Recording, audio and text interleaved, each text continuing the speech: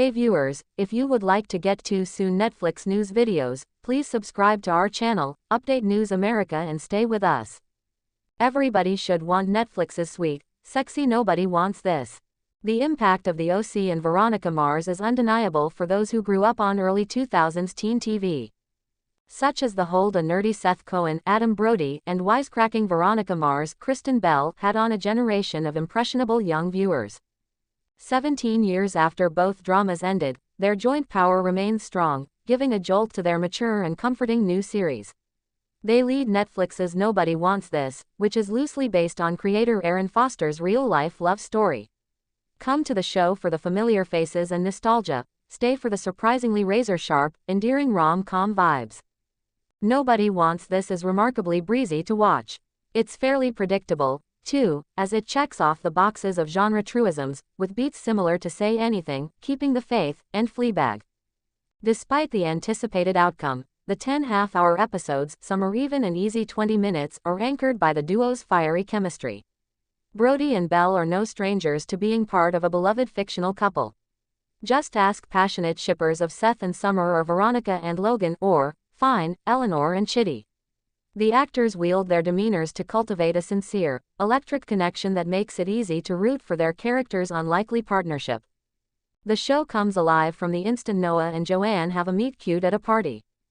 Drawn together like magnets, they feel out each other with witty banter, eye-fucking, and sweet gestures. They might be complete opposites, as everyone around keeps warning them, but who cares when the attraction is this palpable? Nobody Wants This uses their dichotomies to address universal questions about compromise and sacrifice. How much should we give up to be with the right person? What's the middle ground when two people in love want different things? Is it possible to have it all? In Noah's case, he's a devoted Jew whose dream is to become his temple's head rabbi. This plan goes awry when, after a fresh breakup, he falls hard and fast for the lovely and provocative Joanne, who doesn't believe in any religion and hosts a podcast with her sister where they both openly discuss their messy sex and dating lives. Naturally, once Joanne starts seeing a secure and solid man like Noah, her stories for the listeners become boring. With their professional goals in disarray, both of them have to figure out how to navigate their increasingly serious relationship. Curiously, their differences barely push them apart once they commit to each other. In fact, Noah and Joanne are determined to fit into each other's lives, whether that means her accompanying him to a Jewish summer camp or him making a pit stop for her to buy a costly vibrator. Of course, wooing each other's families is the mightiest challenge, but they do everything possible to do so. This all gives Nobody Wants This an edge because it's clear Noah and Joanne really want this to work. And without Brody and Bell selling the hell out of this feeling, the show wouldn't be as believable and charming. Bell's work here feels akin to what she did with The Good Place's Eleanor Shellstrop in that Joanne thrives on sarcasm but has a deep desire to change her bad habits, which Noah helps her achieve. It's a recognizable yet potent performance. Meanwhile, Brody proves he should have been a mainstream rom-com lead all along. He's equal parts vulnerable and funny, with Noah loosening up the more he spends time with Joanne and proudly accepting her craziness. Side note, Brody apparently graduated from the same school as Dev Patel, Jake Johnson, and Glenn Powell when it comes to looking at their love interests with awe.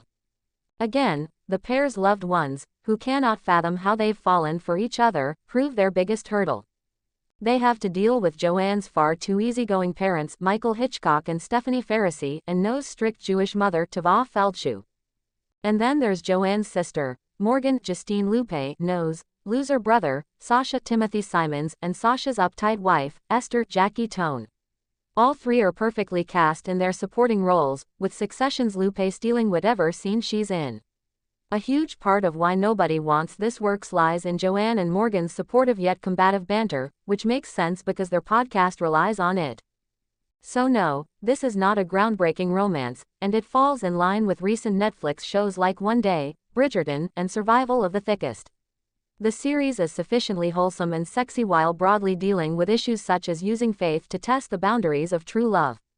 Despite the predictability, Nobody Wants This is a gem because it feels authentic. And that's just one reason why we certainly want this.